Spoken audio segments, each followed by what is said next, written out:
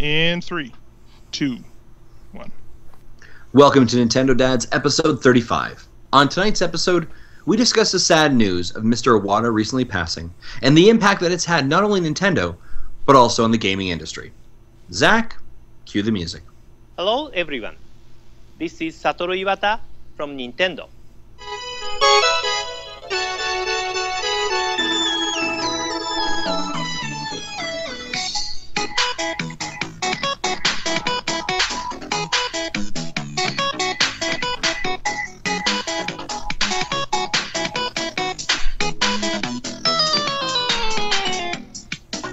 Hello, everyone, and welcome to a somewhat different episode of Nintendo Dads this week. My name is Zach Erickson, and tonight is July 15, 2015, and joining me tonight is Justin Masson. What's going on tonight, Justin? Oh, nothing much, buddy. How about yourself? Not much. I just wanted to point people to, you'll notice we have different music. This music was released on SoundCloud by Hip Tanaka, who has worked on all sorts of games, worked on things with Iwata, and we're going to be remembering Iwata and all of the awesome stuff that he has brought into our lives tonight. So you can check that out on SoundCloud as well, and just thought we'd point them out right away. Joining us as well, Jesse Waldak from VGTribune.com, CEO, or what is it, Chief Editor-in-Chief? CEO. I don't think that works. I got a promotion. Should we tell There you Will? go. Yeah, you're coming after Will's spot there. What's going on? Not pretty. It's been busy with work lately, but and a lot of depressing articles over the past few days. But it's been crazy, right? We're getting through it, and yeah, for sure. Joining us as well from VGTribune.com. We're going to have two Zachs on the show tonight. Zach O'Neill from VGTribune.com. What's going on? Hey, everyone. Not a lot going on. Been pretty much doing nothing lately. As living the dream. Yeah. As contrast to Jesse being busy with work and everything. Been doing nothing except, like, video games. You were in, where were you? You went to Redmond this morning, is that right, today? We're going to talk about that a little bit later. Yeah, that's true. And, of course, you wrote our article on VGTribune.com, Remembering Satoru Iwata, which we're going to talk about as well. And so we're glad to have you on the show. I'm glad to be here. It's been a while since I podcasted, so... hey, man. This is it's like riding a bike. Yeah, this is practically a roundtable reunion. Yeah, there you go, man. This is like a blast from the past. The only thing we're missing is Zach Miller, and then we'll have all the three Zachs again. Oh, man, that was nonsense, by the way. Like, can we just say never, like, then again, we'll probably have, I don't know, I would love to have Zach Miller on the show sometime, but, yeah. Anyways, should we head straight into the news?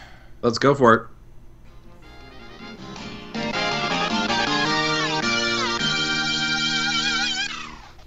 All right. So the news this week, Justin, why don't you kind of give us a brief on the basics of what happened this week? Yeah. Of course, the big news. Sure. Yeah. I mean, it really kind of is. If anybody doesn't know by now, right? Is the big news is that over this weekend, Satoru Iwata, president and CEO of Nintendo, passed away, and I kind of want to use the word kind of unexpectedly, and I do think it was unexpected. However, I do think it was also something we probably have seen coming for a little bit. Probably much like when Steve Jobs passed away. Like, we knew he was sick, but probably not quite as sick as it was shown. Yeah, I actually have been. I've been remembering a lot of when Steve Jobs passed away since Sunday when the news came out. It feels a lot like that to me, especially as like an Apple fan as well. Like, when Steve Jobs died, man, it was crazy, and again, I think we all knew that Steve Jobs was sick, and we knew that Iwata was sick as well. But I think that what's interesting is that it's really interesting. First of all, that the word cancer was never used, but I think it was cancer that had eventually, was the cause of death for Iwata. But it's for whatever reason they didn't really ever use the word, right? Like, I don't know if it's just like a PR person, like, oh, don't use word cancer, It was a bile growth duct, right? Yeah, it was a bile growth duct, and a bile and that duct was growth. Sorry, not a bile. yeah, and it was due to duct. complication from the actual tumor itself, which was removed back in 2014, actually. Mm-hmm. So it was kind of residual, and we had seen Iwata. I don't want to say step away from the public scene, but in some ways did.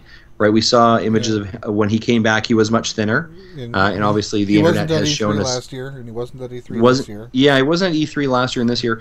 Words come out now that one of the reasons he wasn't at E3 this year was under doctor's orders not to travel, which makes sense, right?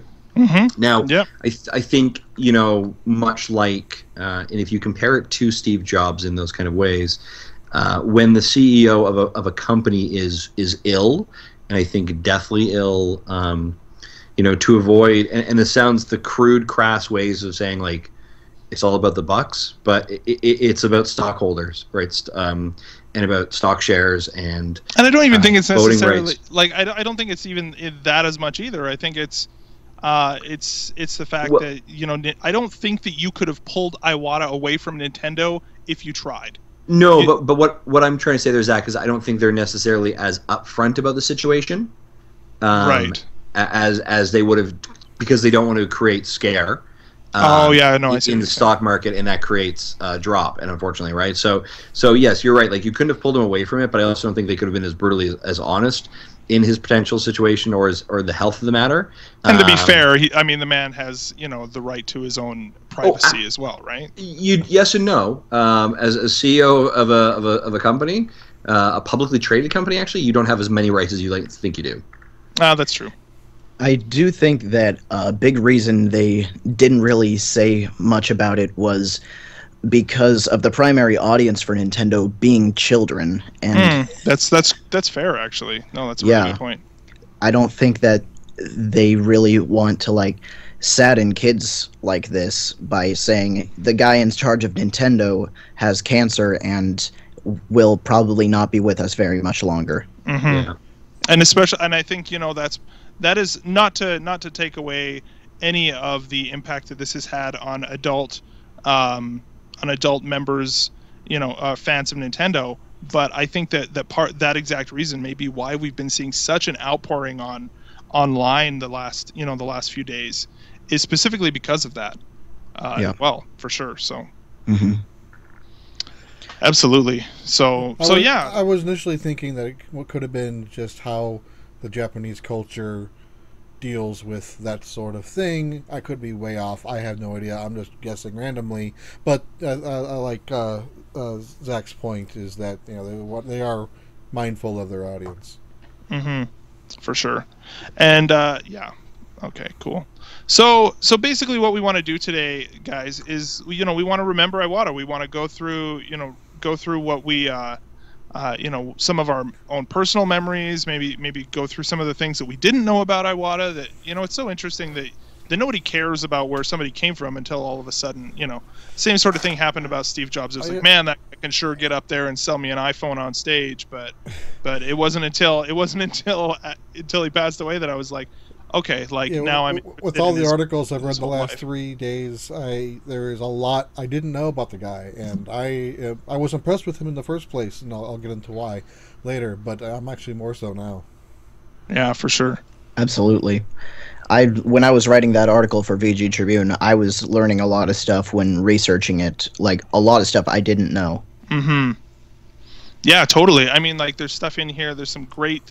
He has single-handedly is single-handedly responsible for multiple games, either arriving at all or being as awesome as they ended up being. So Zach, why don't you lead us in here and just kind of talk about your article a little bit and kind of run through what you did learn and what were some things that were impressive to you. Okay. Well, I should probably start off by mentioning that one of my favorite games of all time, one that has influenced gaming for me for years, has been Earthbound. And when I was researching Iwata for the article, I learned that he had saved the game while it was in development. It had been in development for 4 years, and the programming of the game was a mess. It was on the verge of cancellation, and Iwata came in and reprogrammed the entire thing from scratch and essentially saved the game, saved the franchise, really, because if that game had been canceled, we would have never seen Mother 3. All we would have had was Mother 1, which was canceled in North America. We would never see any of it again. It wouldn't have the chance to release in North America. And we would have been out a spectacular piece of art, really. Mm-hmm. And yeah, it's interesting. I'm looking on, I've been kind of looking at a bunch of different things as well. In addition to your article, one of the things here that I'm seeing is that one thing in particular that that game was having trouble with is that the map wouldn't scroll properly. So they would they would be playing through the game, and all of a sudden the map wouldn't move, and it just was. And that's one of the great things about that game. And Iwata basically is just like, let me take a look at that. And he basically, there are multiple stories in reading over the past few days where he's like, oh, here, let me figure that out. And he would like go and just like do his coding wizardry and solve a problem. And it was almost like it was effortless for him. It was really interesting. Yeah, it really is.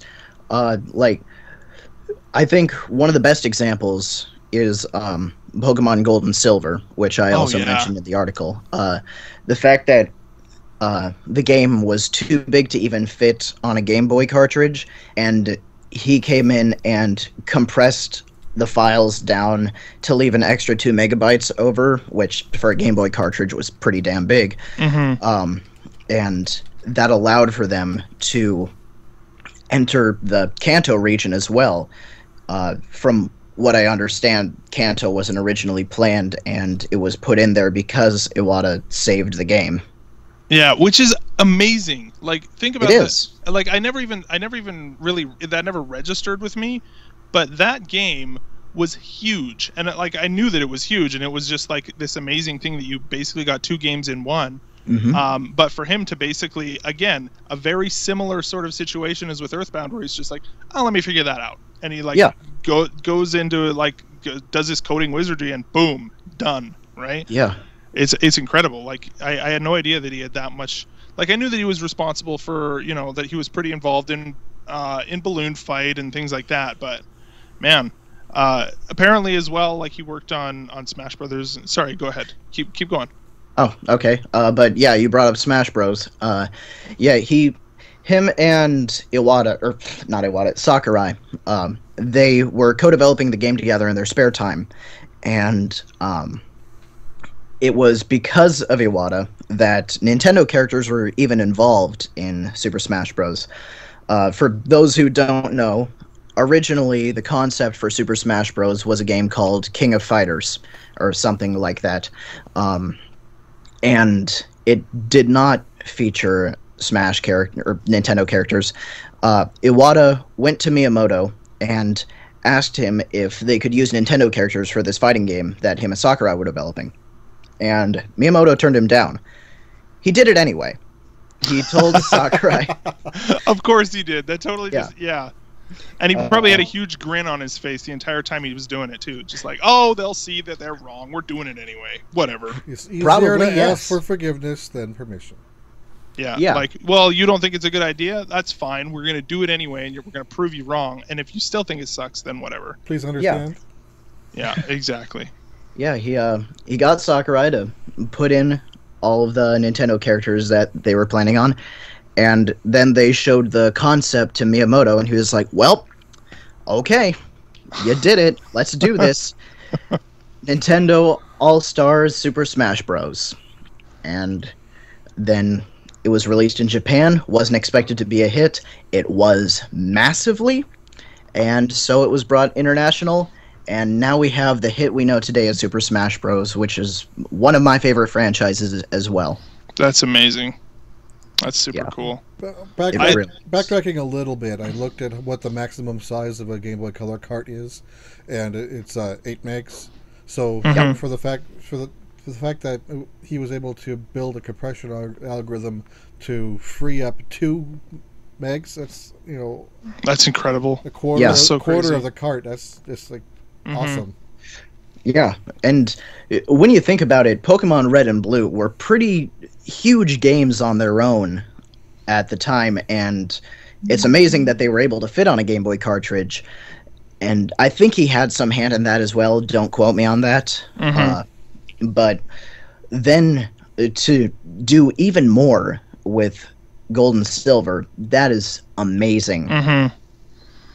Related to Pokemon as well, another interesting tidbit that I found online as well, talking about Pokemon Stadium for N64. You're all One of the taking all things- of my talking points.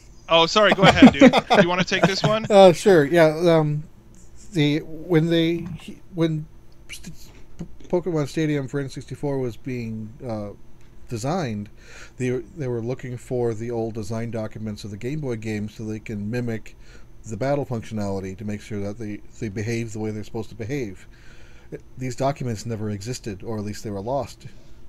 So he had to reverse engineer that logic by digging through the Game Boy code to make it. Which is so crazy. And I've reversed engineered programs before from one language to make it work in another, and it is not a simple task. It's time consuming. You have to literally go line by line, and I can't imagine. This is a pseudo assembly code, so it's not like reading Java or C. It's reading half of the machine language. Yeah. And so it's just nuts. And apparently he did the whole thing in a week? Or A week, yeah. A week.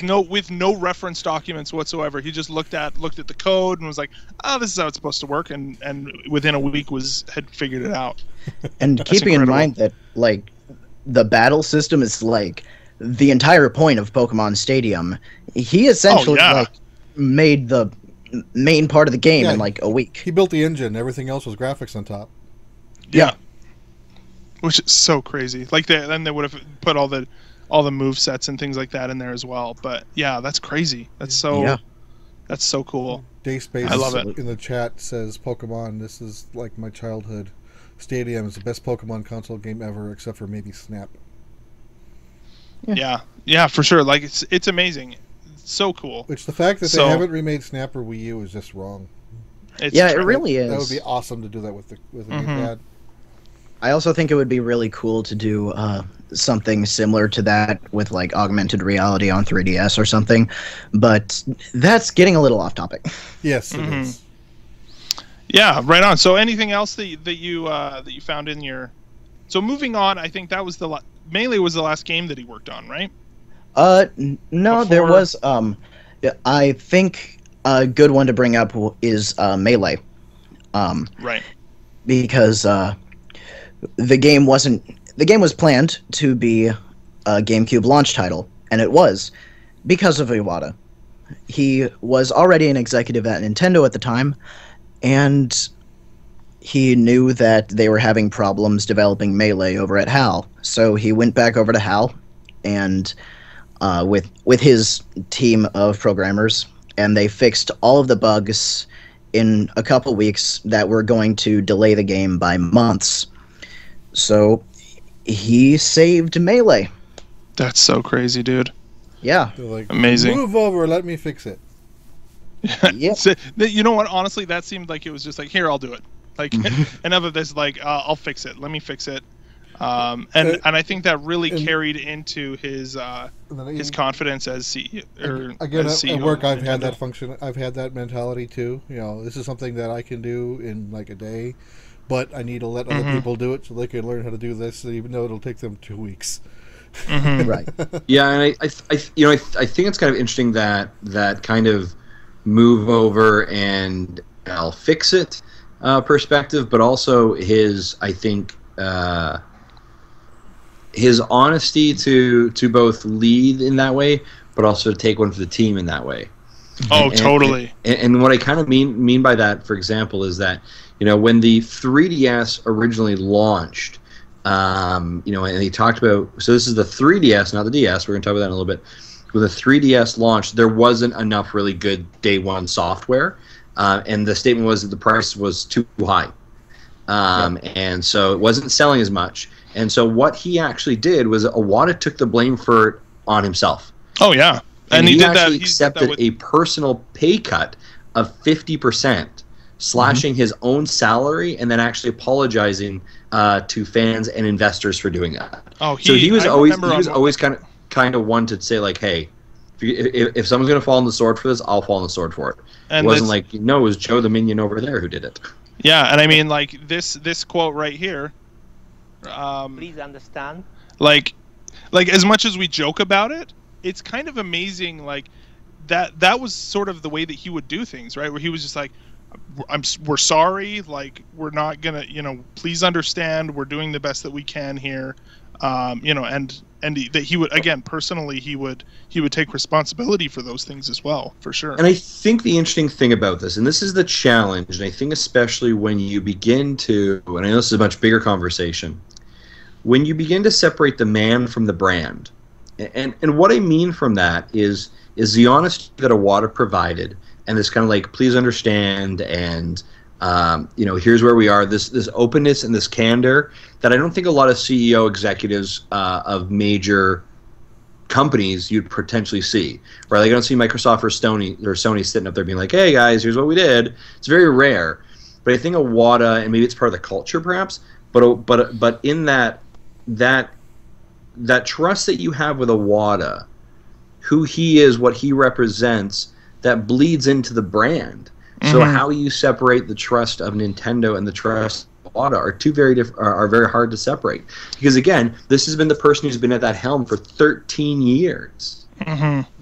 And not only that, through some major, you got to think about it. When he came in 2002, the GameCube had already been launched. Yeah. So it wasn't his first hardware under his wing, so to say, or under his control, but yet rather, so he kind of already took over something that wasn't doing great, right? He assisted in trying to make it better, but then think about the things that came out under his reign, and I don't mean reign like Reign of Terror, but under his wing as CEO, we have the DS, we have the Wii, and these are two of the most accessible consoles in video game history that have definitively changed generations and other companies of how they approach not only gaming on the home console, but also in the handheld console. And there is no doubt the most popular handheld console currently in existence is the DS. Yeah. And the iterations we have from being the 3DS, and whether the Wii U is a drop or not. But the point was, for all of those, is down to the fundamentals, is that he wanted people to enjoy games and have fun. Yeah. And I think that's one of the most hallmark statements of Iwata and what the Nintendo brand is. I think a big part of why he's such a relatable CEO, rather than like any other CEO in the world, is the fact that he actually came from within the company. He was a programmer and he worked on games for years, whereas a lot of CEOs are just business people and they never really worked in the industry. Yeah, like he basically, like he was in this for the games, right? Like that's why he was in it. And just take a look at his Iwata Asks, for example, which what a legacy to leave. Like, look at all of those interviews and all of those wonderful, like, in-depth discussions with with different developers and things like that, to just be able to sit down with the other developers and say, all right, well, let's talk about this candidly and openly. Like, some of the things that came out of some of those Iwata Asks interviews were like, actually really, it was very interesting, but also very personal. I know, like, when he was talking about Fire Emblem Awakening with those developers, it was through those discussions that it came out that Fire Emblem Awakening was likely going to be the last one until it was such a huge success, right? Yeah. And so, like, all sorts of stuff like that. That's just so cool. Fates coming. And I'm sure that everybody has probably seen the quote, but I'll give it to you now. I've got 11 fantastic, memorable quotes from Iwata that's on IGN's page right now, but I'll pull up the one that probably we're all seeing memes of or hearing is on my business card, I'm a corporate president, and in my mind, I'm a game developer, but in my heart, I'm a gamer, which I think really stands to his approach to to how he looked at running Nintendo. And then one of my other favorite quotes that he says, above all, video games are meant to be just one thing, fun for everyone. And I think quintessentially, if you look at the last 13 years of Nintendo, since he has been brought on as CEO, that has definitively been their mantra, their mission statement, is about fun for everyone. And we've seen that in everything they do, from their directs of being Muppets to poking them fun at themselves, to some of the memes that Iwata created, staring at the banana weirdly, right? And there's like more recently, just with like the puppets and like all sorts of stuff like that. Yeah. Like, man, it's so cool. Like, I don't think that we have. I don't know. I'm definitely gonna miss seeing him in the directs and stuff. Like, I don't know what they do with the directs moving forward with that. And like, that's actually a really good point. So I mean, here's something. There's a couple of things to think about potentially. The one is that they may already have a direct recorded. Mm-hmm. Right, they've already recorded it. They have edits, and they're just making it. And they probably record a video probably a month before it even goes out.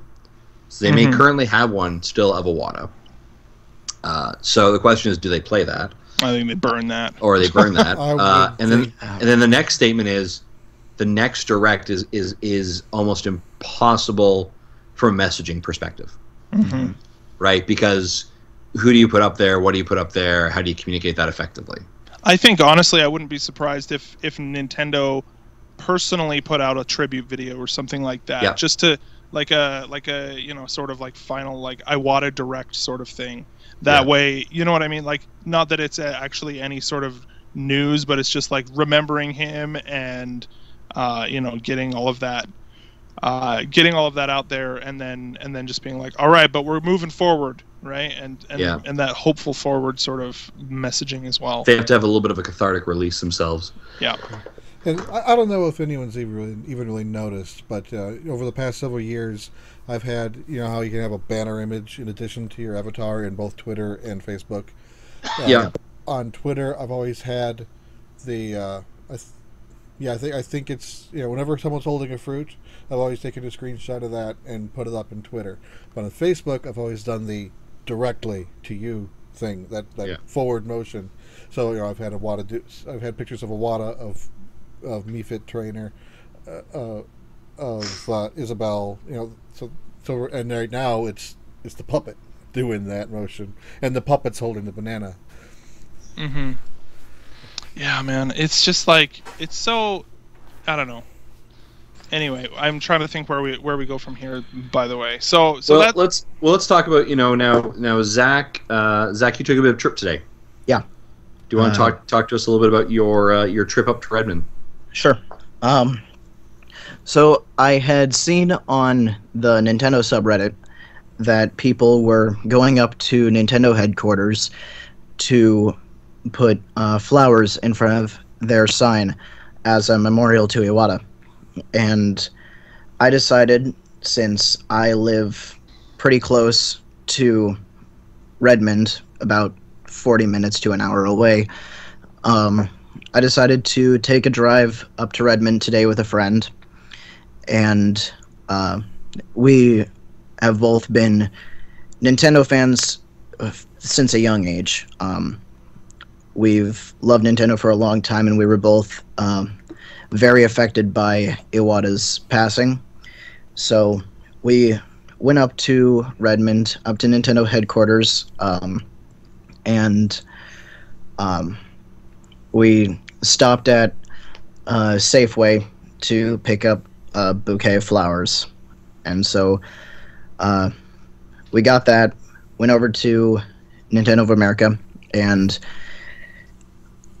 pulled up in front of the sign. There were a ton of flowers there already. People had left plushies of like Kirby, and there was a Silver Mario amiibo sitting there, holding like a small banana, and that's awesome. Yeah, and I love that. And there was some strawberry Pocky leaned up against it. then there was a big drawing of Kirby crying with a card of Iwata being held in his hands and a Luigi figure next to it. There was another Kirby plushie with a Luigi hat on it, and a bunch of other stuff. But I laid the bouquet of flowers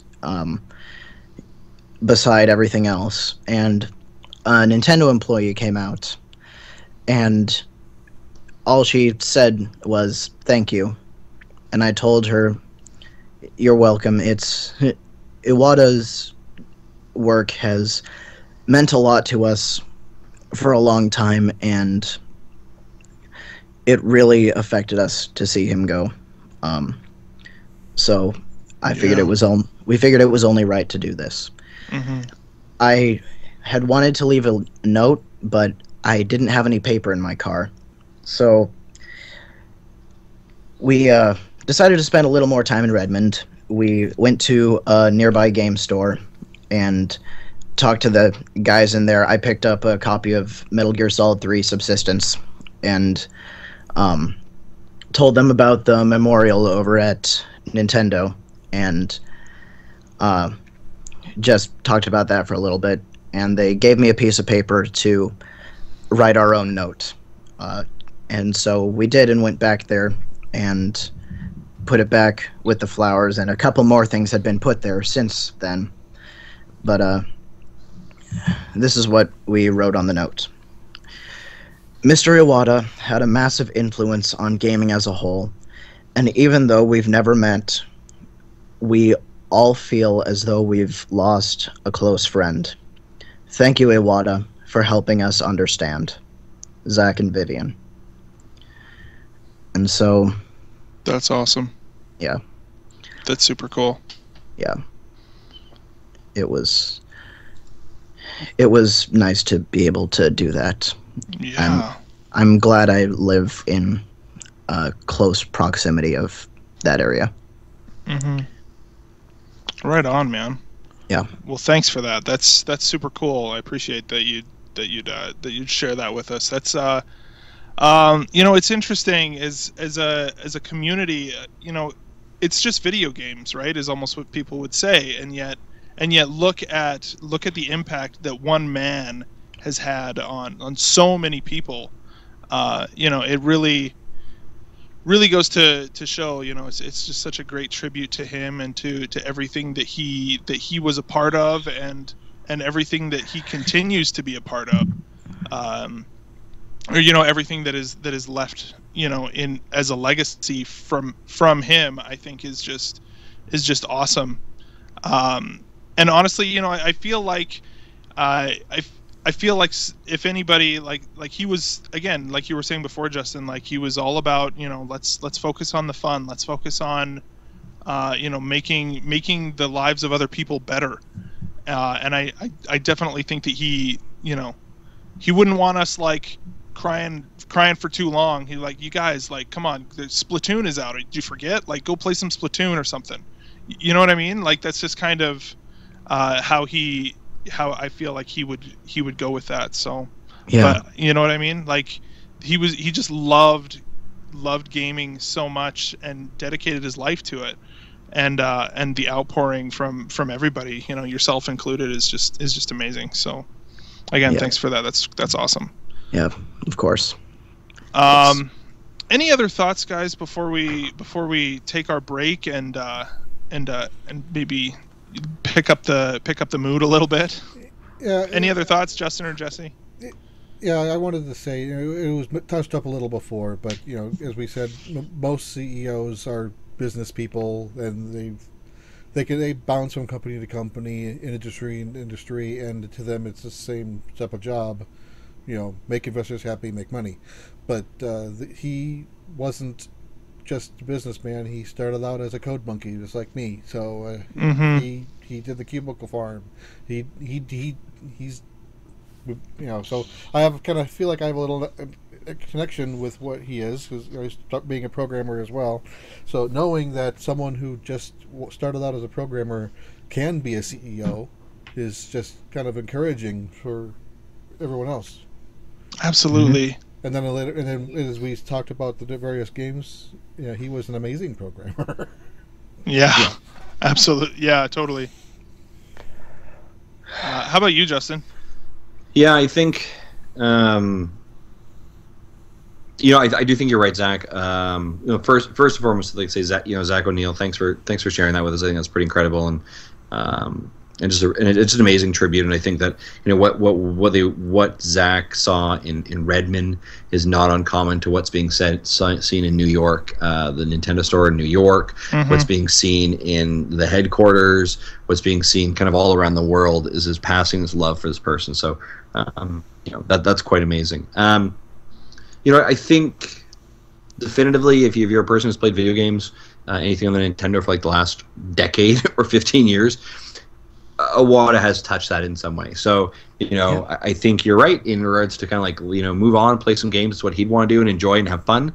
So I encourage you that if you're in the sounds of my voice, to maybe find a child that a son or daughter, and maybe take an opportunity to share some really classic games that Iwata helped bring into fruition, like Melee, like Kirby, like Earthbound, and just kind of soak in and enjoy that time, enjoy some of those retro classics, and share those memories that I think have definitively sculpted a lot of people over the last 15 years. Where whether you're an owner of a DS, a 3DS, a Wii, a Wii U, even a GameCube, or have any of those fond memories, Iwata's fingerprints are all over those, and they are now, and they will continue to be in the future as well. And I think Iwata's legacy and what he has created, although as a president, and CEO has now come to fruition, his legacy of what he has instilled upon that company will continue long beyond his life. And I think for that is something that we can be very grateful for as well. Dayspace in the chat says he is buying Earthbound to honor him, and in the morning, and he thinks we are right. He'd want us to have fun with the games. Yeah, totally. And Dayspace, enjoy that game. It is so an good. Incredible work of art. It is so good. Yeah. I guess as a closing thing for the Iwata topic, he was an amazing person, and I want to honor him any way I can. I have a review channel on YouTube, and I'm planning on doing a balloon fight review in order nice to, as a tribute to him. Right on. Yeah.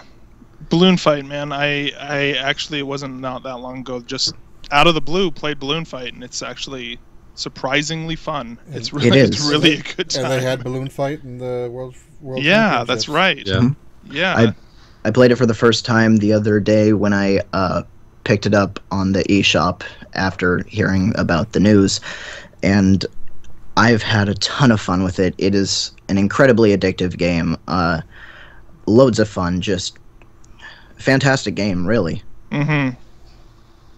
Right on. Well, with that, I think we're going to take a little bit of a break, and when we come back, we're going to talk about some other news, and we're going to read some listener emails as well. So we'll be back in just a minute. All right.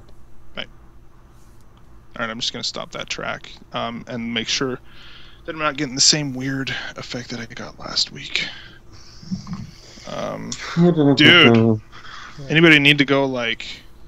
I still have the stream running. Want me to stop it and post it as no, either way, whatever. Just let it keep running. I don't know how long of a break we're planning on. Just a few minutes. I just need to talk about some other news, and we're going to... oh, good, I'm not getting that same effect. I just wanted to make sure I didn't get the same thing I got last week with that weird, like... That was weird. Stuttering, whatever. I have, like, multiple more things, like, unplugged from this computer this today, like just to get rid of any sort of weird loops or anything. Okay, we good? Like, do we need like some pick me up music for a second or what? Yeah, I think we come back with some good pick me up music, change the tone for sure. Like Okay. our usual. What's our usual intro? I think is a good time. Or our usual. Well, intro our music. usual, like we have the what you playing like this. No, I mean our usual opening. Oh, this? Yeah. Yeah. Just start open with that again because we didn't play it earlier. Okay, Because I think that's the signifying of the change. that works. Yeah. Okay. I think Zach digs it. Sweet, dude. Have you heard our music before? Oh, you don't. You don't listen to the show. Yeah. He should I'm gonna have understand. to. We can fix that. I just Every person on VG Tribute does not listen to our show shames me.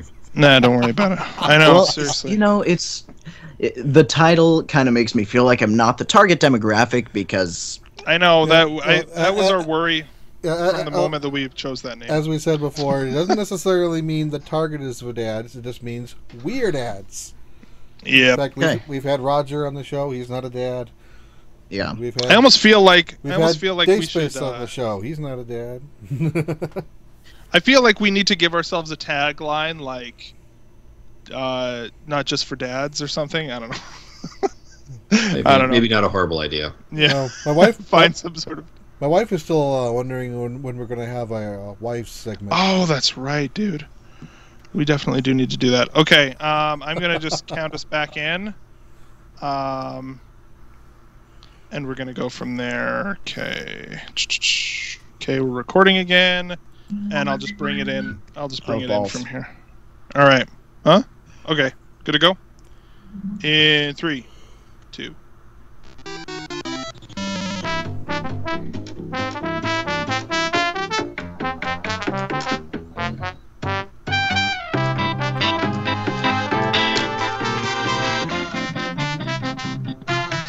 All right, everybody, we are back from our break. We had to get a little bit of pick-me-up music here.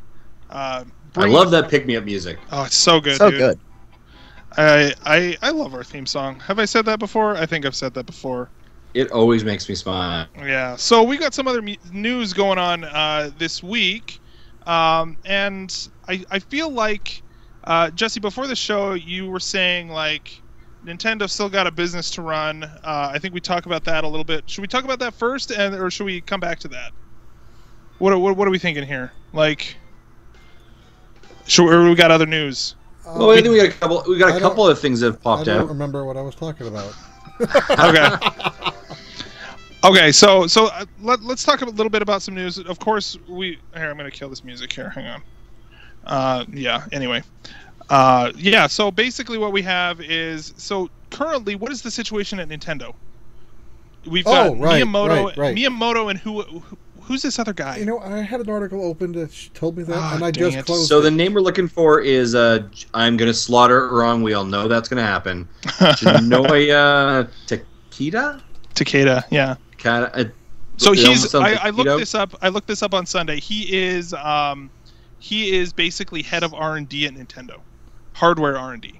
So we've got Miyamoto and we've got Takeda as the two sort of essentially occupying the role that Iwata took before becoming CEO, and so they are kind of joint acting as this. I'm assuming part of this is that basically, Takeda, you are responsible for R&D. You go and do your NX thing. Miyamoto, you do all of the software, the game development, the game, everything else, as well as like all the mobile stuff will probably now fall to Miyamoto as well. Miyamoto will now be involved with DNA instead of Iwata, although I'm sure he was probably already kind of involved. But he would. This is just speculation on my part, but I would assume that would all be under Miyamoto's watch now. And if this kind of shoots in the foot what we talked about last week when we thought he was going to go back into development, but I guess this is going to put a little I think that bit things of are going to change a kibosh little on bit. that. Yeah. He's Yeah, gonna need for to sure. He's going to need to stay in the supervisory role.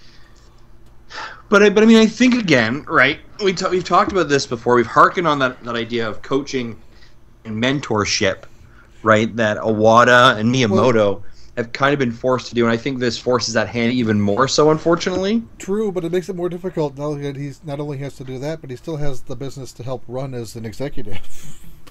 Mm-hmm. So here's a question, and maybe this is a weird question to ask, but do you feel like Miyamoto, because there was a rumor online that Miyamoto was tapped to be CEO? Do you feel like Miyamoto is CEO? Like that's a good match for him? I feel like I don't want Miyamoto as CEO. Yeah, you don't. I want him as the Robin to Iwata's Batman. Yeah. Yeah. That is a perfect way of saying it for sure. Yeah, Because I really think that's where he has his strongest point, right? He has been, as much as Iwata has been revolutionary in defining a lot of our childhood as well. Miyamoto has probably more touch on that from a software perspective and from a character creation that we're used to. That I would rather he stay in that position and that they have somebody else as that head. Mm-hmm. And I have I'm sorry, Jesse, I've cut you off a couple times. That's right. I have a feeling he doesn't like the public speaking as much as Iwata did. Yeah, Well, I mean, what's really interesting is then looking at Takeda. Then, like, nobody even knows who this guy is, right? Like but then again, he's mostly R&D, and so it's natural that the person who's in R&D is not going to be in the spotlight. Like, that's the last thing you want from an R&D guy. So, right. I don't know. It's kind of. I've heard Iwata talk, in English spontaneously, and I've heard Miyamoto do the same thing. And at least, in English, Miyamoto, both were really had to work at it, but Iwata had an easier job doing it. Miyamoto really had to struggle. So, and I feel like that leads into another question that we can kind of talk about maybe at the same time, thinking about just the CEO in general, but also Iwata was also the CEO of Nintendo of America. Reggie is COO. Right, he's the operating officer, if I'm not mistaken. And so, what does that do? What does this do to NOA's relationship to Nintendo of Japan? Does this change anything? Does Nintendo, as a result, maybe become a little bit more independent? Does Reggie become CEO of Nintendo of America, or does it fall to to somebody in Japan? I don't know. I'm thinking it could be kind of a split. It could be Reggie gets promoted to CEO of America, and they pick a new CEO for NCL, or they pick a new person to completely replace Iwata in all functions, and to be CEO of both NCL and NOA. Mm-hmm. Bill Trinan, please. Yeah. Bill Trinan. Yeah. Well, I mean, here's the as we were kind of thinking about this, I had a brief thought of, could you see Reggie in that CEO position for Nintendo? I'm not talking NOA. I'm talking the entire organization. Oh, I don't know. That would be a little bit. That would be insane. First of all, from a Japanese, Japanese business perspective, that would be nuts. It would be very cool, but I think he has the chops for it. And then Bill Trinan gets promoted to CEO or COO of North America. Yeah, they bring back Cammy Dunaway is what they do. There's a blast from the past for you. I don't know. with their leg brace and everything. I don't know. I don't know. I think I feel like my gut feeling is that Takeda, even though we don't know as much about him, I feel like he's got to be a better choice than Miyamoto. I feel like Miyamoto, like you were saying, he's the Robin, right? He's not the Batman. Or I think maybe not the Robin. He's the Alfred to Iwata's Batman. You know what I mean? Like he's back. I don't know. Maybe I'm stretching this metaphor too far. I'm actually liking this because going back to the Smash Brothers talk we had, Iwata had asked Miyamoto for permission, which he ignored anyway. And then later became, the boss, and so yeah, I like Alfred. Seems like it works. Yeah, and I'm pretty sure that I remember at one point in the old '60s cartoon where Bruce Wayne needed to be somewhere, or not the cartoon, the live action '60s one where Bruce Wayne had to be somewhere, so Alfred got in the Batman suit and pretended to be Batman. Yeah, I remember that. Yeah, that was weird. Anyway, so I think it's definitely I think it's definitely going to be. By the way, are you seeing these in the chat room? All these different taglines I for am. Nintendo Dads? Okay, I just we'll definitely be putting those to a committee after the show, everybody. So keep those coming in. Now I'm gonna have to go look. It's in Twitch, is it? Yeah, crowdsourcing our tagline here. Awesome. But so I think that's interesting. And again, I feel like we were saying before the break, I feel like Nintendo right now acknowledges Iwata's passing, regroups. There's a few different things that have happened as well in the news since his passing. Bill Trinen is no longer going to Evo.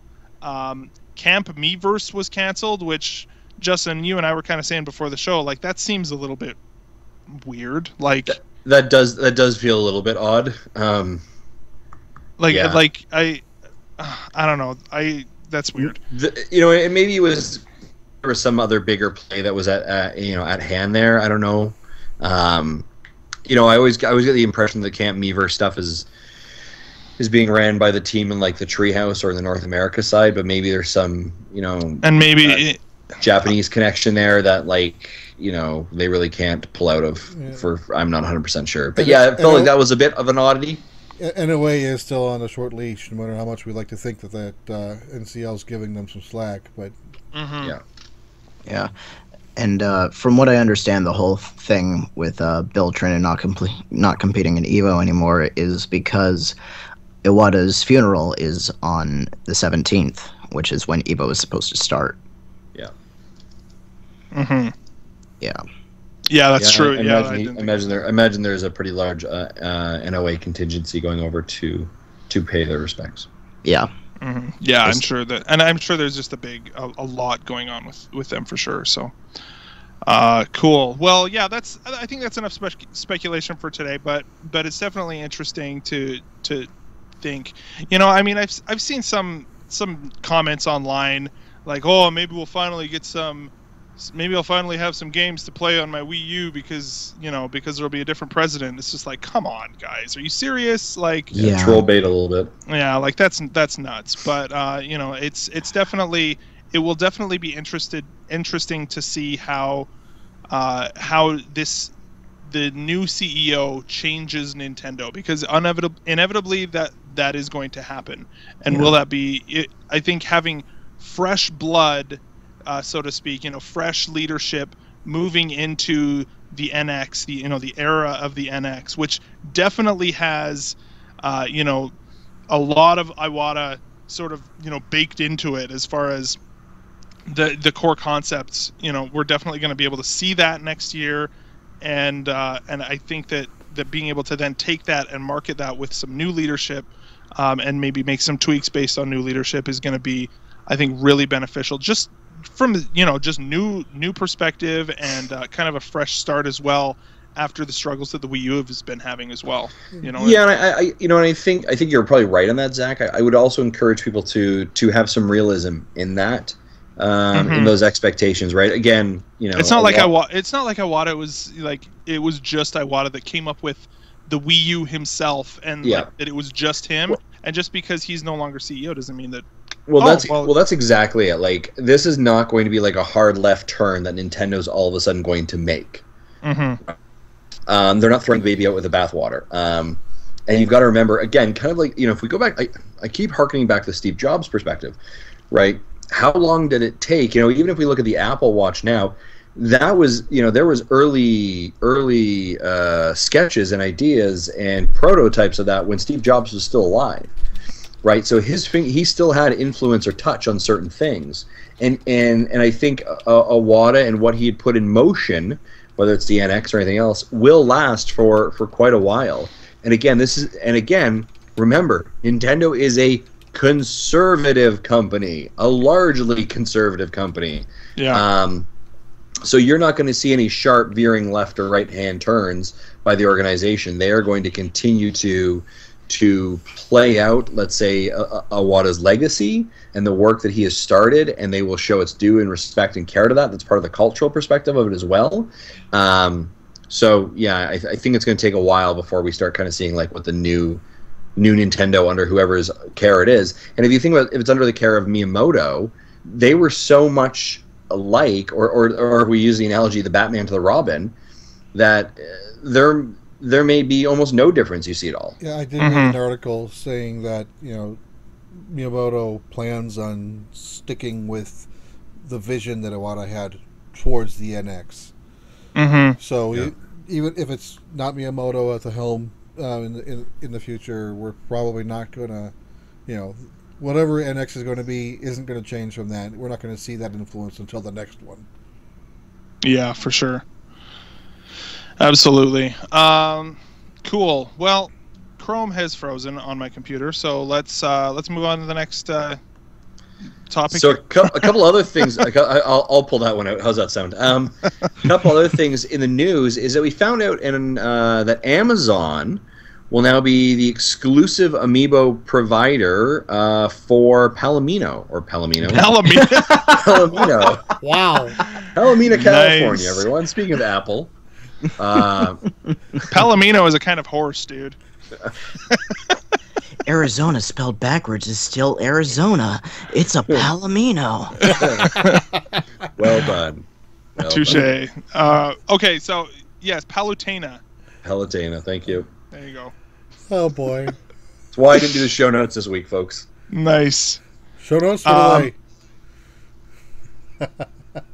Yeah, so Amazon being exclusive for this. This is kind of an interesting move. Yeah, it's now I hate exclusives. Let's talk about that. Well, yeah, but the thing is here's the thing: is that if for people who are going to be wanting this, Amazon is going to be showing, or they're going to be sending out details of exactly when it's going up 2 days before. So on the 22nd, they're posting exactly what time it's going up, and since they are the only retailer for this, they should have plenty for everybody. As long as you get online at that particular time, at the particular day. And I'm sure they're going to limit order how it many online. you can buy. I'm sure they will. So some asshat isn't going to buy 50 of them. Yeah. Okay, now, in relation to being the only retailer with them, let's keep in mind that Amiibo stock with previous exclusives has not been particularly amazing. Yeah, well, I mean, most recently, like Greninja at Toys R Us, when I went, they had a ton of those. I think they had something like 80 in store, something ridiculous. Maybe it was not that many, but it was a lot. The like Toys R Us. Yeah. The Toys R Us near me only had like 20. Okay. Yeah. So I think it probably depended on the store. Still, they have to distribute these to all the Toys R Us's. Yeah. There's only one Amazon. Yes, they have multiple warehouses for their inventory, but so they don't have to split the shipments as much. Too. Mm-hmm. Yeah. I still hate exclusives. I'm not going to change. Yeah, no. Well, and here's the nice thing too, though, is that because Palutena is on Amazon and you pre-order it on the 24th, and then if you do want Dark Pit as well, you just go and camp out at Best Buy on the 24th, or on the 31st, or probably the 29th or the 28th if you really want one.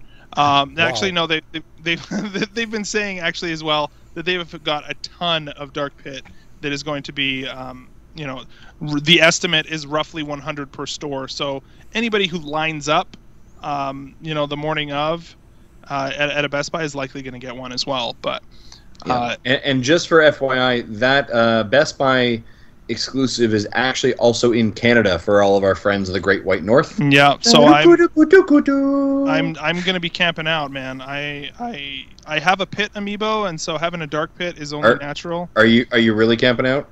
I don't know if I'll camp out, but I'll probably get up early that day and go over there.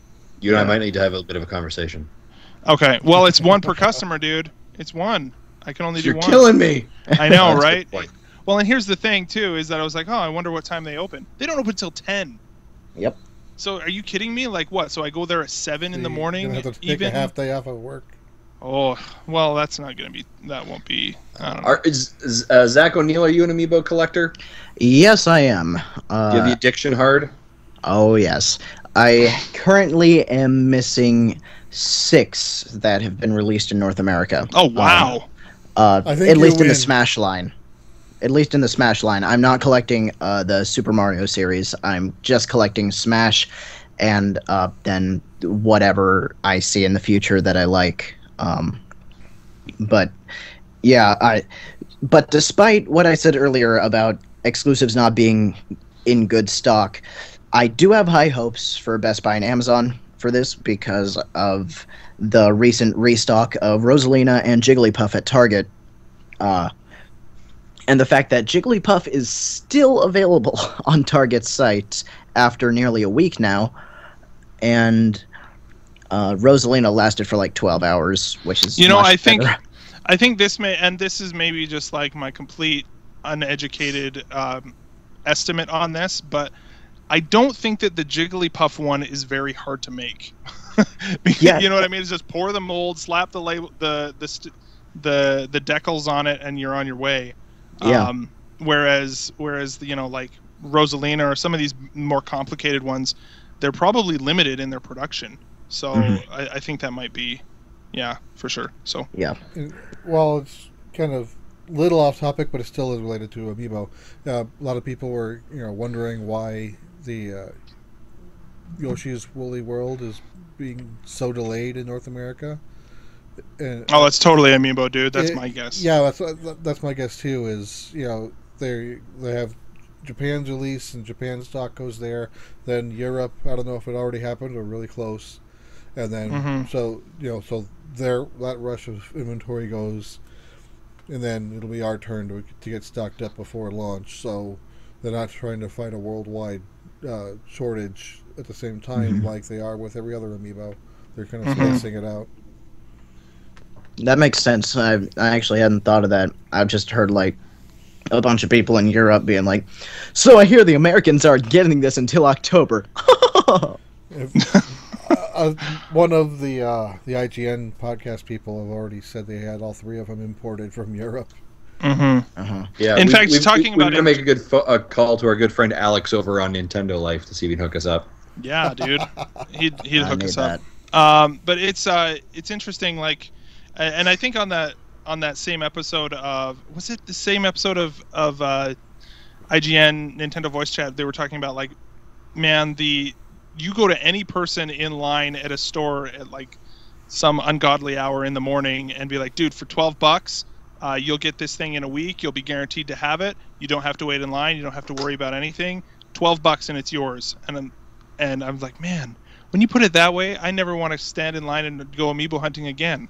Yeah. So anyway. So yeah, I think that's that. We'll see how that goes. I'm honestly I'm not too worried about these two. Like I would like to get them, but I'm not worried about the process to get them. I feel like September is when we're going to start seeing a gong show again, when it's going to get ridiculous. And I'm still having a hard time with these other supposed restocks. Like I was in Toys R Us the other day, and he's like, yeah, a while ago we got in, a shipment with some villagers and Wii Fit trainers and Marth and one like, Marth. Are you freaking kidding me? Like why is this such a difficult thing where I have 3 of the 4 Fire Emblem characters. Like, why do I not have Marth? This really bothers me. Fire Emblem Fates is coming out next year, and if I don't have all 4 of them, I'm going to be sad. Your completionism is just tearing you down. I know it is. As well, that Nintendo has trained us to do. Oh my gosh, dude, it's crazy. Yeah, Martha's the only Fire Emblem amiibo I have, and I have a friend in Germany who sent it over to me. Okay. So that's the only way I have Marth. And I have a Robin coming in the mail soon. Yeah, right on. So I think that's enough amiibo talk for one day. Let's move on to the next thing in our notes here. Just a few more pieces of news. Devil's Third has been having a little bit of controversy going on. For a while, we were hearing rumors that it wasn't going to be coming out or that Nintendo of America was passing on it. And now they're saying that they're excited to give us more information. What are you like? How are you guys feeling about Devil's Third? Are either of you, any of you, Zach included, interested in this game? Like what's the deal here? It's, for those of you who don't know, it is a Devil's Third is a mature title that was being not developed, but it was being published. There was a publishing sort of deal with Nintendo, and it was shown off last year. to mixed reviews. You guys have any thoughts on this? I mean, I'd like to see it released, but I'm not really looking forward to the game. It just looks like a try-hard, edgy game that I won't have any interest in. It looks like Shadow the Hedgehog for Wii U. Oh, okay. Jesse or Justin, what do you guys think? Like, I actually don't know much about it. What little I've seen doesn't look appealing to me. mm-hmm. Yeah, I kind of agree with that as well. And I think, maybe that's the challenge of, I talked about in our pre-show, getting stuck behind the hype of a game, and I don't feel like I know enough about this game.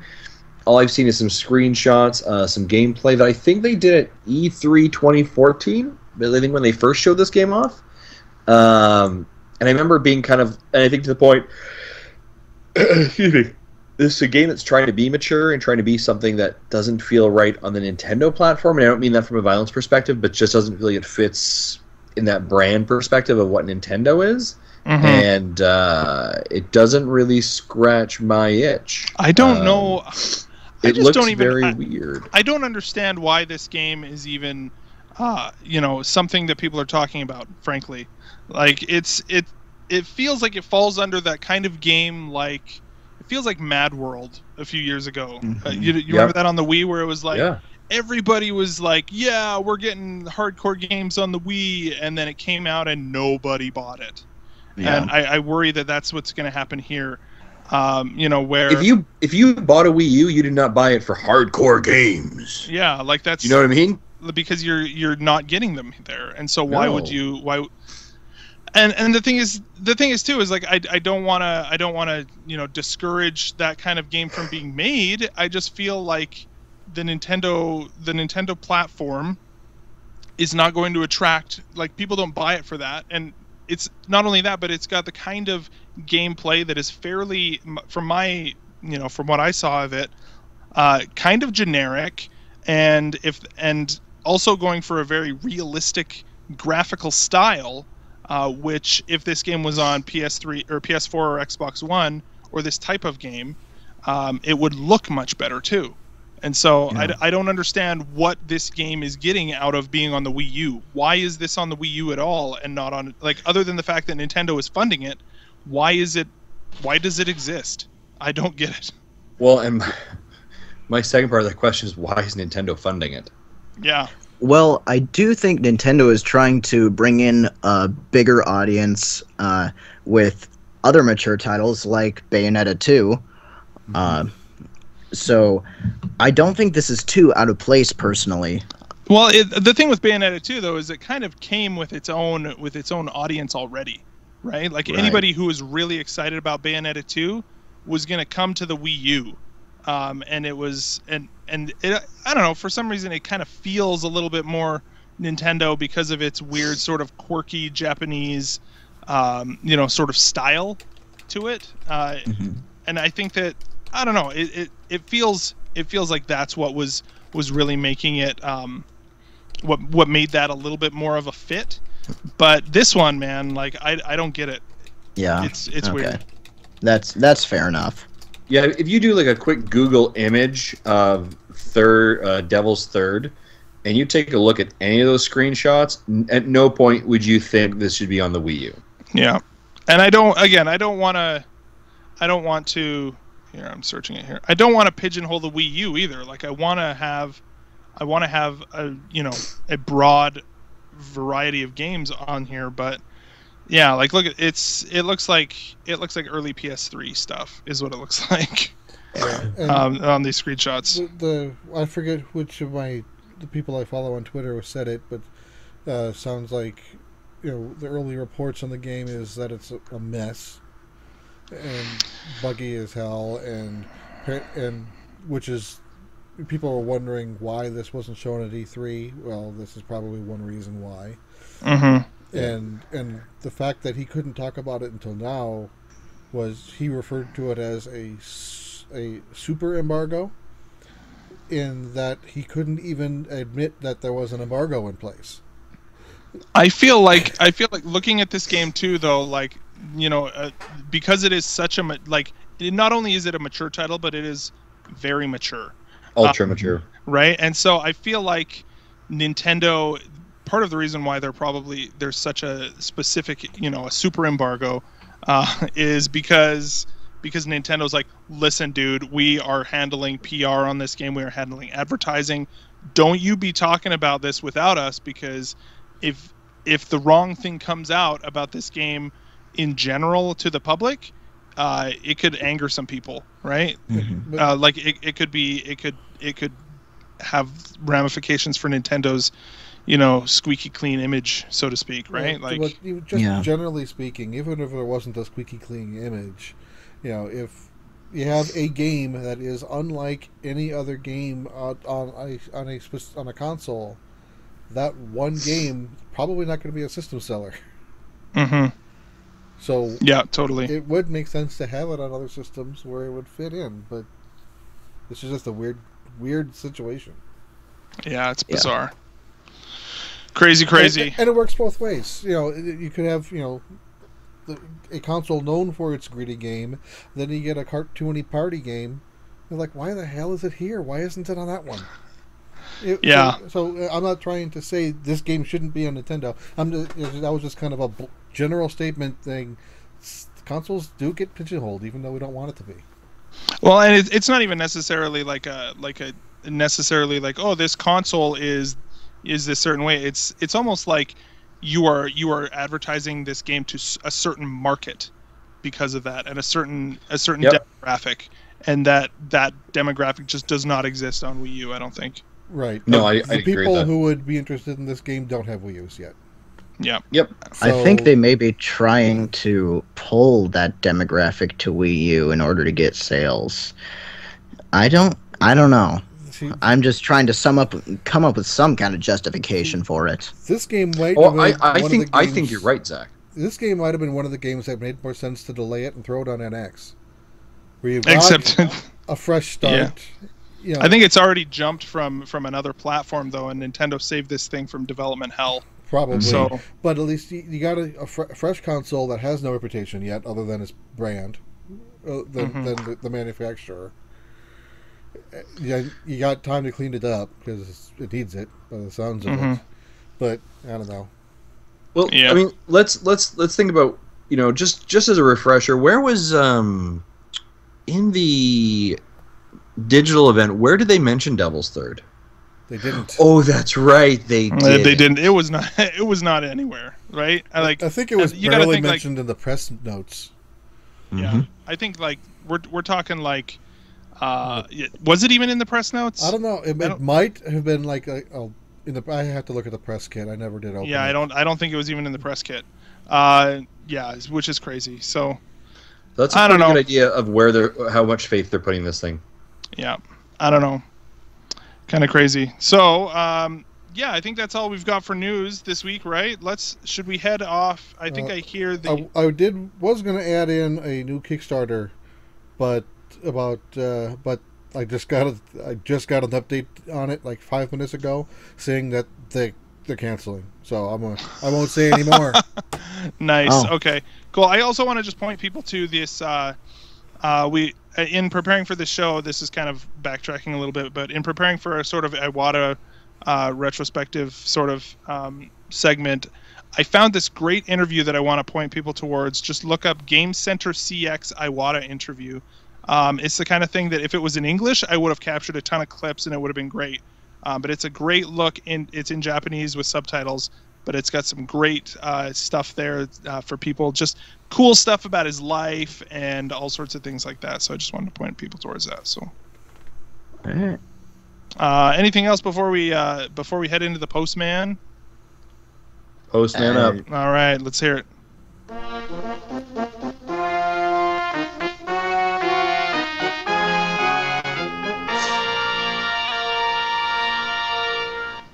Zach's really digging the bumpers. Zach, I have you played Mother 3? Yeah. Okay, did you recognize that? Yes, I did. Excellent. Okay, that's all. That's a moment then. Okay, cool. So of course, for those of you that were to email us. Our email address is nintendodads@gmail.com. And Justin, why don't you read our first email this week? Sure. So the first email comes from Holden Moffat, a regular contributor to our emails. We appreciate it. Hello again, Nintendo Dads. I have a few questions this week, so awesome. We've got a few people on the panel to answer those questions. For starters, following rumors that the NX is weaker than the PS4, my question is, does it matter? Third-party developers may not want to dumb down existing assets to port it, but even if they wouldn't have it to, I still don't think they would bother porting because, to my understanding, many Nintendo fans don't want third-party games.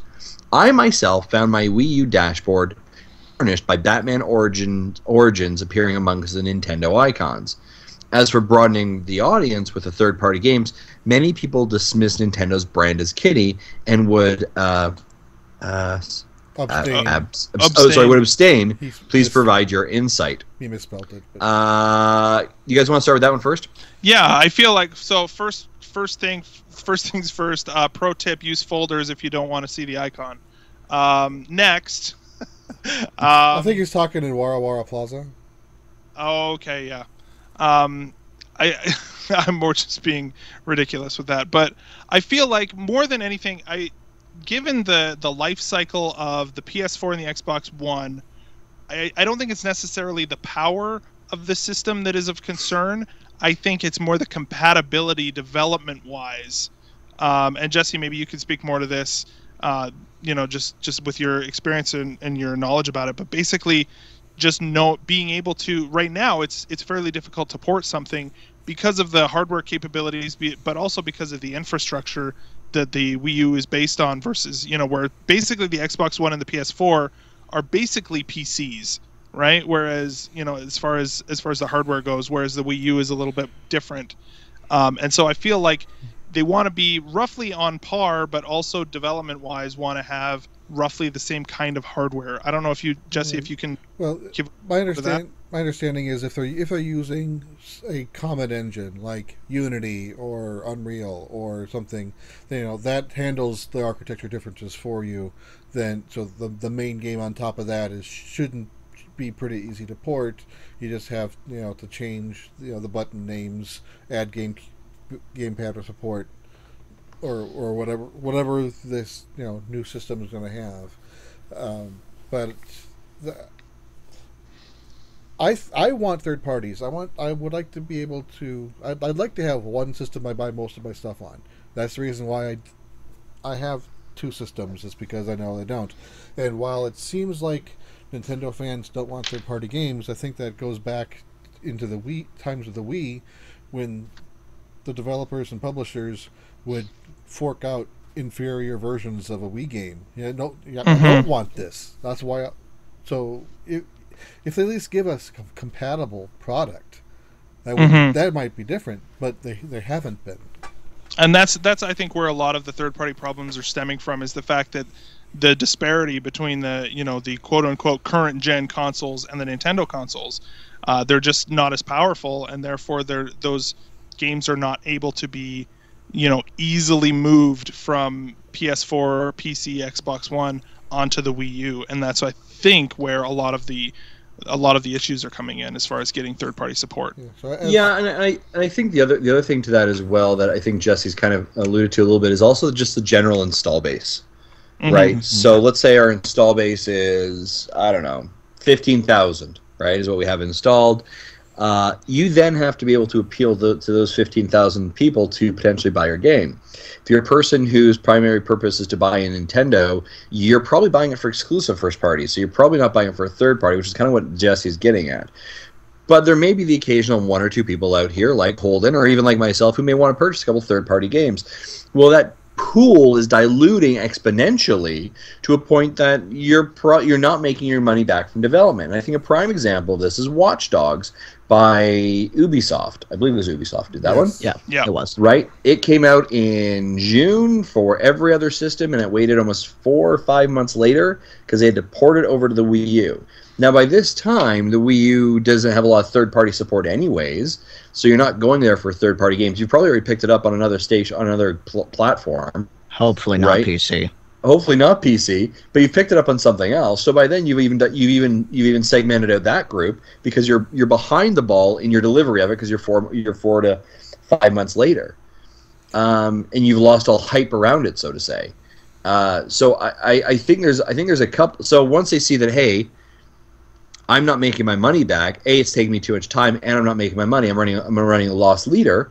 Then you're not going to have a third-party developer develop for you, right? And I think that's why you saw in the first couple of years, you saw, Arkham from Batman. You saw the Assassin's Creed 3 game came out, and even Assassin's Creed 4, because there was a large install base and because the Wii U at that point didn't have a track record enough to understand that it wasn't selling enough for third parties to make the decision not to actually support it. Well, that's the first year of Wii U, with Wii U being compared to the PS3 and 360, which is more in line processor-wise, so it wouldn't be as bad.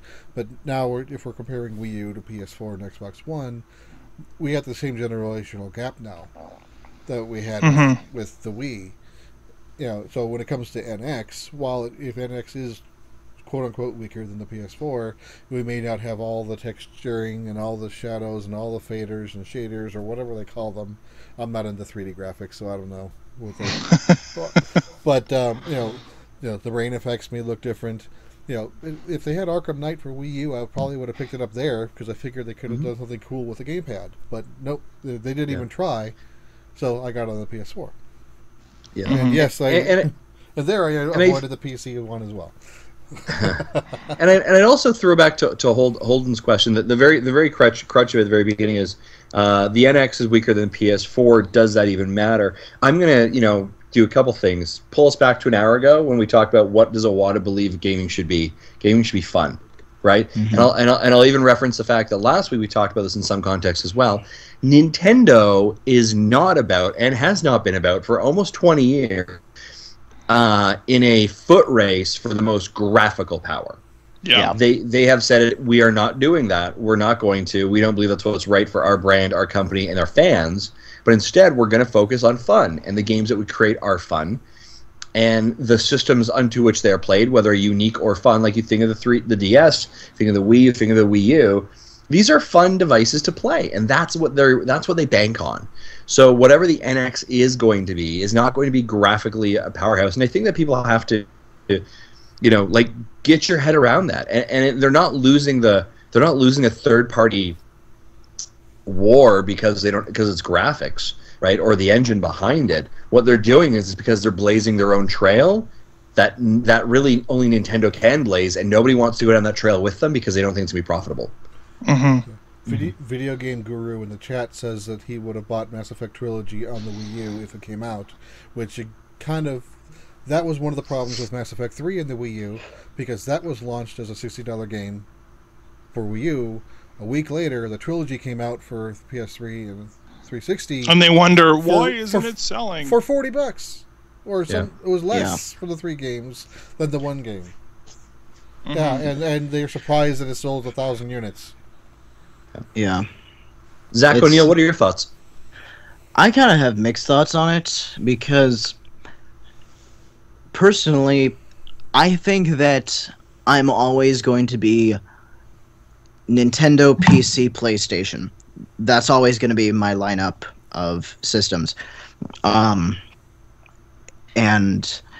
that's partially because of exclusives, but also because Nintendo consoles typically don't have that many third-party titles, especially the Wii U lately. I look over at my shelf of Wii U games, and I have a total of 2 games that are not published by Nintendo up there. Rayman Legends and Sonic Boom.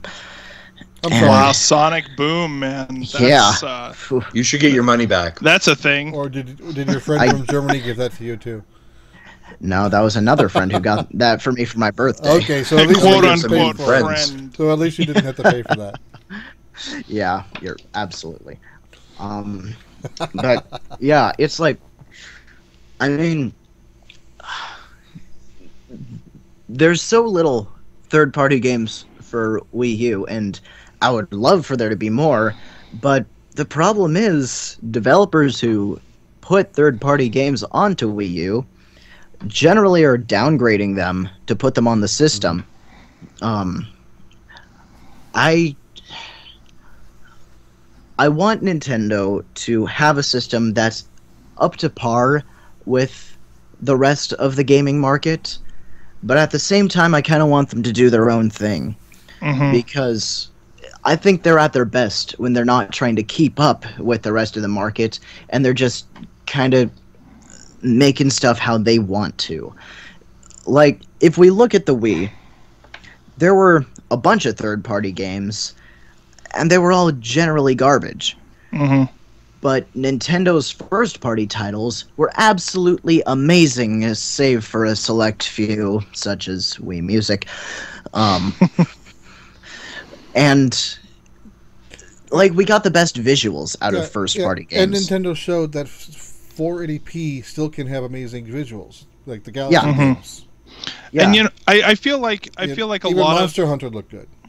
I feel like a lot of the discussion around this too is based on like, everybody's talking about, it reminds me of videos, looking at videos this week with Iwata holding up the Nintendo Revolution, and it's this black box, right? And this whole discussion feels like it's around that black box, when really what made the Wii revolutionary was the Wii remote, right? And so we can talk all day long about what the box is going to be, but it's never been what is the the hardware that's driving the system that makes Nintendo systems unique and appealing. It's the extra things, whether it's the software or the peripherals and the controllers, the Wii, whether it's the dual screens of the DS and the 3DS, or the glasses free 3D, or the Wii remote, or the gamepad. Those are the things that make the Nintendo consoles unique and appealing, and I feel like that is what is also going to make the NX appealing and stand out. It's not going to be the fact that it's the hardware specs, and that's never been Nintendo's MO, right? So right. In E3 2011, Nintendo took that philosophy the way wrong the other way when they announced Wii U and only showed the gamepad and didn't show the console with it. So people, including me at the time, were confused. Is this a new system or is this a peripheral? Yeah, for sure. I walked out of that conference saying, what did we just see? And Roger goes, I think it's a new console. Yeah. And people still, after years, are still just posting the gamepad and saying that's the Wii U. Yeah, for sure. Yeah. Okay, cool. Well, all right. Second question. Oh yeah, there's more questions here. There's more questions. I'll run them together because this one I think will be all right. Next question. I just finished Splatoon single player last night. I'm wondering if any of you have reached the final boss, and what do you think? I know for myself, I have not finished the single player campaign. I'm playing a lot of online. I still love the onlines for Splatoon. Zach O'Neill, you been playing Splatoon? Yes, I have. I've been playing it a lot and introducing it to my friends as well. And I have not played the single player very much. Am I the only? I know Jesse. You burned out on Splatoon pretty fast, hey? Meh. Yeah, so I'm the only one who's beaten the final boss of this then. I have beaten the final boss both in the regular mode as well as, I think it's the orange amiibo, so you have to beat it with the charger, like the sniper gun instead. Man, I love that final boss. It's super cool. I want an assist trophy in Smash Brothers of that final boss. It's super good. It's a really long boss fight. Like I kid you not, it's probably there was a time trial. No, it was the green amiibo. Sorry, not the orange amiibo that I did it with. But I did the time trial version of it or whatever, and it was 14 minutes. Oh wow. So it's a long final boss, but it is so fun, and just like the character design of that final boss is great. I loved it. I thought it was amazing, and it was significantly harder than just about anything else in the game. I found too. Like it basically is the pinnacle of like, all right, you got to figure out. It really tests your movement and your speed, and also your, your ability to quickly, change targets. You've got to shoot things out of the air a lot as they're coming at you, and it's great. I loved that final boss. Sweet. I can't wait to get there. Yeah. Final question, he says, are you guys at all considering additional features to your podcast, such as top 10 lists or trivia games amongst yourselves? An example would be IGN's Game Scoop 20 questions. That's a really great point, to be honest, Holden. We've never really considered that, but we are still a very young podcast, so I wouldn't be shocked if we add those things. And, I think a great example is we can maybe play some musical segments. I know that Jesse and Zach are big music guys from games, and we can probably do stuff like that. So I would say we'll probably add stuff in the for sure. But if there's any ideas that you have or you want to help contribute to some of those features, let us know. Absolutely, yeah. If you guys have any suggestions or ways that we could improve the show, absolutely let us know. NintendoDads@gmail.com, or of course, hit us up on the social medias as well. So. Right on. So let's go to our final one. I'll read this one from Nick De Hoyos. He's writing back. Now, is this the guy who had the ridiculous backlog? Yes. He did. He had a 2-page backlog. Okay, cool. So he says, thanks for the advice. Hey, guys, Nick again. Thanks for the sage gaming wisdom. As we all know, when it comes to video games, it's dangerous to go alone. Good quote. So I've basically decided to go with what you all said and start off with Super Mario Galaxy 2, then go to Wind Waker HD and see where it goes from there. Basically, I'm just trying to switch up IPs and game genres so I don't burn out either. Anyway, I just wanted to give you guys an update. Also, would playing the Metroid Prime series out of order ruin the experience? And what are your thoughts on the 2 different 8-bit Mario amiibos? Amiibi? I love that. I think that should be the plural. It's actually the plural of amiibo is amiibo. It's like the plural of Pokemon is Pokemon. It's like that. But it says, don't forget to be awesome. Oh, don't worry, I never forget. It's actually what my alarm clock says when it goes off in the morning. You're awesome. Don't forget. So what do you guys think as far as the Metroid Prime series, playing them out of order? Yeah, I think it does. I feel like it depends on. You've got to ask yourself. Here's the thing: is you've got to ask yourself, like, are you going to actually play all 3 of them? Is the bigger question, because I feel like if you just play the 3rd one, it's probably okay. Yeah. It's not like there's a ton of story with the first 2, and the 3rd one is just as good. It's just, and maybe some people feel like there's a little bit too much talking, a little bit too much story, and not enough. It's a little bit more hand-holdy, I guess, than the first 2. But I feel like if you just play the 3rd one, that's probably okay. But if you really want to play them, then maybe you do 1 and 3, and if you're super hardcore, then play 1, 2, and 3. I don't know. Yeah. What do you think? Okay. I am gonna be upfront here and say that I haven't played a ton of Metroid Prime. I have the trilogy, but I've played Metroid Prime 3 more than any of them, and I enjoy that one the most. And I absolutely cannot stand Metroid Prime 1. I tried it again recently, and I just found that going all these different ways in, I don't know if this is the whole world or just the first world, but like, I keep trying to go all these different ways on this planet, trying to figure out what to do, and then I spend like a half hour going down one path, and then it tells me, oh, you don't have the item to continue here yet. Go back. And so I'm just stuck there like, what am I supposed to do here? Mm-hmm. Where am I supposed to go? I don't know what I'm doing.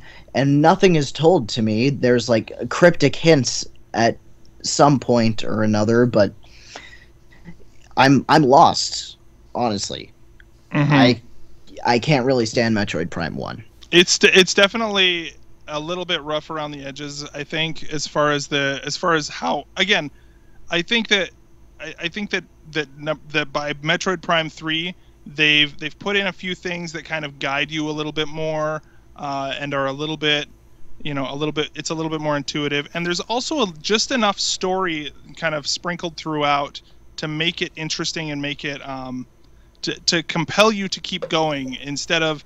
I found in Metroid Prime 1 there was this sort of they drop you on the planet and that's it, and it's like, why am I even here? Like, I don't understand why I'm here. Like, and so it is a little bit more interesting for Metroid Prime 3. There's a little bit more story there, just enough to make it interesting, I think. So. Mm-hmm.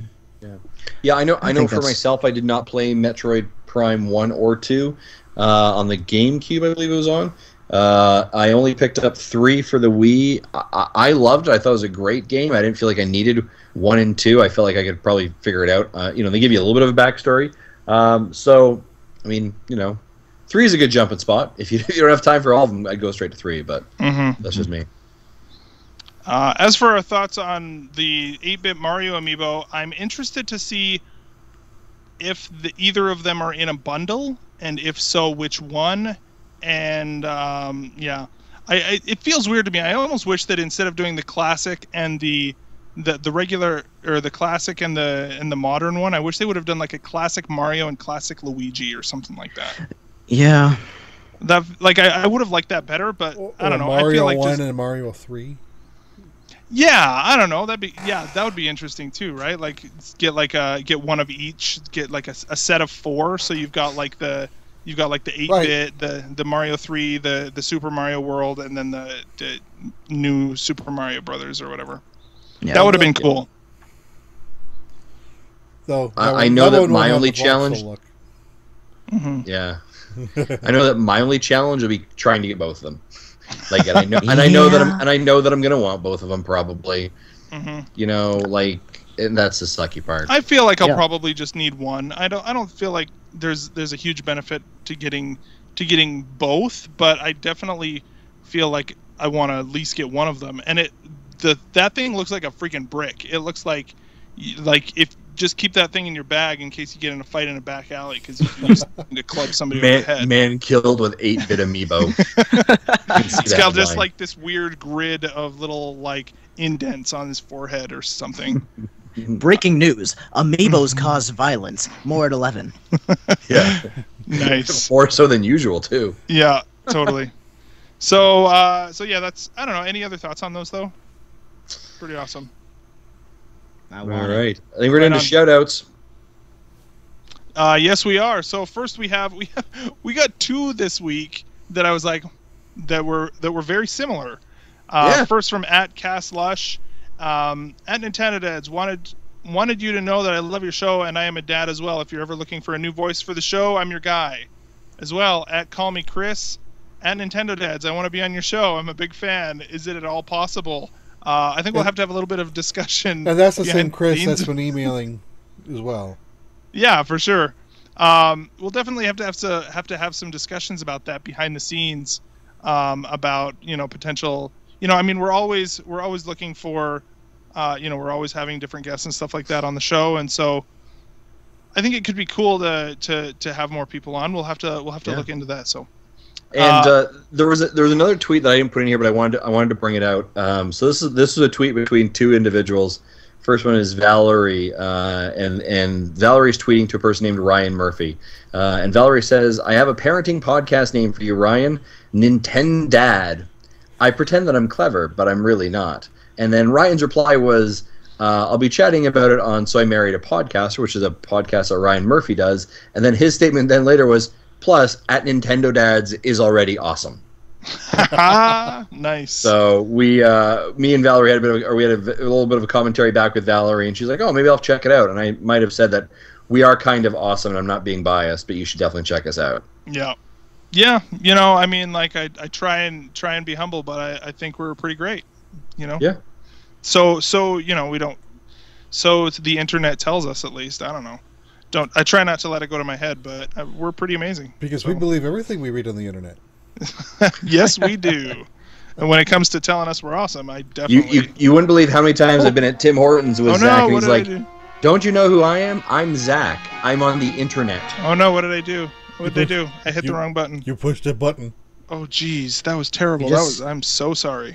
I tried to started your awesome podcast music. I tried to. We're sitting here talking about how awesome I am, and I just like totally botch my soundboard. Was that the A for awesome button? No, I was trying to start our, like, get some like background music for our outro as we're like ending the show here, and I hit the freaking listener mail. Anyways, okay, there we go. That sounds better. Well, before we get to the closer, I pasted something just now. Before the show, Zach asked about if we had any other Iwata memories that you wanted to share.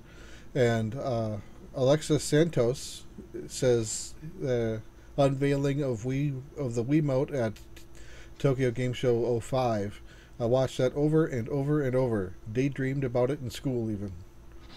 Oh, yes. That's awesome. And thanks, Alexis, for providing your memories as well. And again, we'll talk about this as well next week. If you guys have any memories of Iwata, we'll have a little bit of listener feedback from that as well. So in memory of Iwata, I think everybody needs to go out and make an extra effort to play some games this week, and all that goodness. So thanks everybody. Yeah, go play some Balloon Fight. Absolutely. As well for us, if you want to get a hold of us, you can do that on all of the social medias, Twitter, Facebook, Instagram. That's at Nintendo Dads on all of those.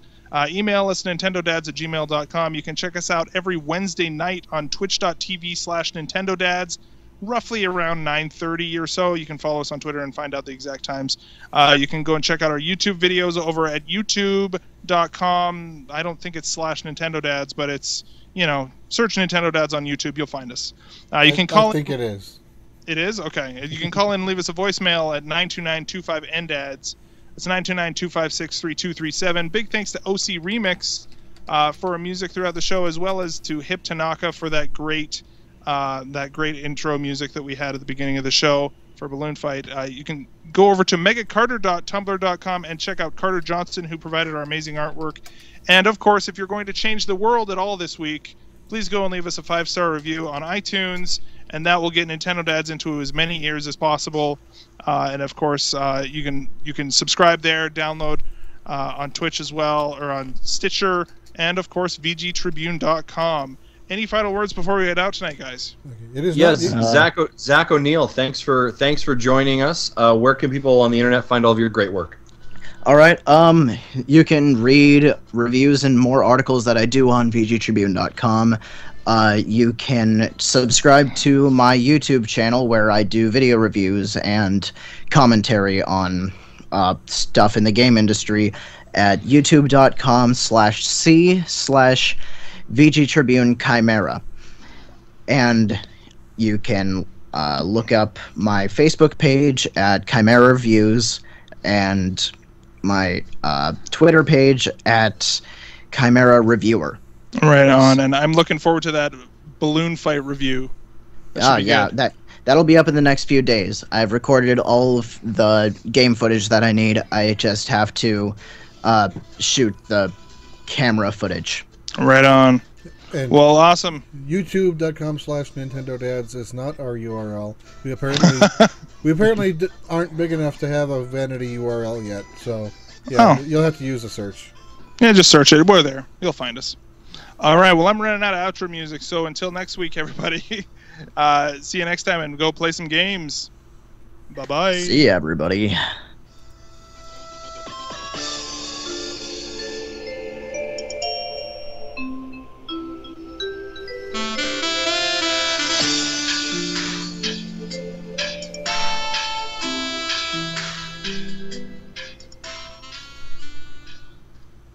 Thank you for listening to Nintendo Dad.